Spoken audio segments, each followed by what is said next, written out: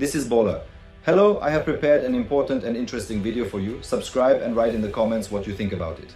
At precisely 7:11 in the morning, on June the 10th, 2025, Yemen's critical port, long favored by the Houthis, was violently reduced to rubble. But this wasn't just another strike, this was a masterclass in precision warfare. In mere seconds, the port's main cargo pier disappeared in a geyser of steel and shattered concrete. Just 2.5 seconds later, the control building collapsed into its own basement. No planes flew overhead, no warning blared. Death arrived low and fast from the sea, skimming the waves at 280 meters per second. So low, Yemeni radar never even noticed. One of the missiles struck 3 meters of reinforced concrete, burrowed into an elevator shaft, and detonated right above a hidden underground command bunker. In less than 10 seconds, the Israelis had transformed the Houthis' crown jewel into a parking lot.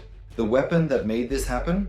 It was launched at 6:45 that morning from the INS Magen, a Sa'ar 6 class corvette, a 90-meter fusion of German engineering and Israeli innovation slicing through the Red Sea at 18 knots. This stealthy warship, with a hull designed to scatter radar signals and absorb electromagnetic waves, was closing in on its launch point, 900 seconds from unleashing its lethal payload. What makes Magen unique is not just its design but its brain, the ELM-2248MF star radar. Mounted in 4 flat panels, this system updates its situational picture 30 times a second, tracking up to 300 targets at once, more than enough to handle the swarms of drones the Houthis frequently deploy. But this time, there was no need to worry about drones. The Israelis were rewriting the playbook. For nearly 2 years, the Houthis had trained their defenses to counter high-altitude attacks from Israeli F-35s and F-15s. Radars scanned the skies, missile batteries aimed skyward. But today, the Israelis were hitting them from below with surgical precision. At 7 a.m., the Magen received real-time thermal imagery and target data via secure satellite links. One underground site in particular glowed far too warm for a facility supposedly used to store frozen seafood.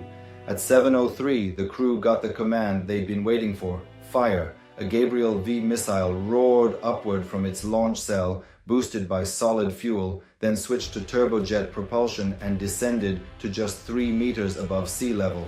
Hugging the terrain, it navigated a complex path using GPS, inertial guidance, and terrain matching, each waypoint carefully chosen to avoid detection.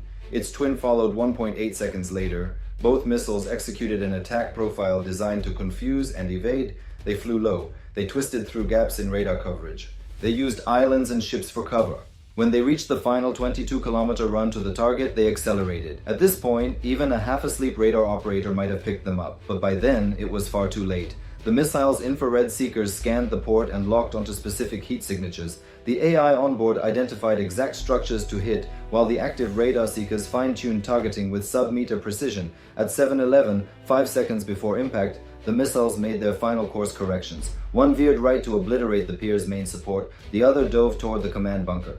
The first missile detonated precisely at the junction of pier and support column. The blast pressure traveled through the concrete at nearly 7,000 meters per second, 20 times the speed of sound, instantly reducing the structure to dust. The steel rebar inside shredded into deadly hypersonic shrapnel. A 60-meter section of the pier simply vanished. 2 seconds later, the second missile punched deep into the port control building, triggering its warhead 10 meters below ground. The resulting blast, contained in an underground cavity, created pressure spikes exceeding 500 psi, enough to liquefy concrete and twist steel beams. The building didn't collapse, it imploded. By 7:11 and 30 seconds, Hudaydah port was unrecognizable. The pier was gone. The command building was a smoldering crater. The underground bunker had ceased to exist. But this wasn't the end. At 7:51 that evening, far inland near Sana'a, the Houthis launched their revenge. A massive Birkin 3 ballistic missile.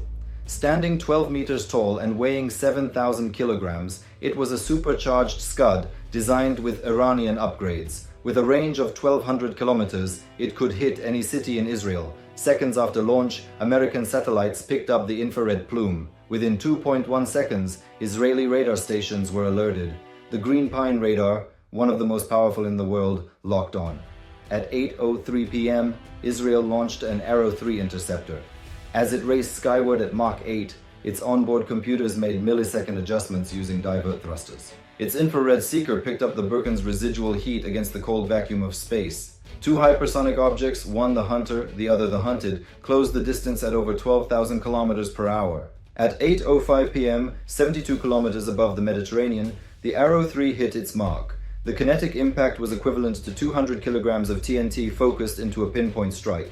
The Birken 3 disintegrated mid-air. Its deadly payload veered off course and plunged harmlessly into the ocean. The battle had begun and ended in under 14 hours. The port was gone. The retaliation failed, but neither side is finished. This war of stealth, tech, and shadows is far from over.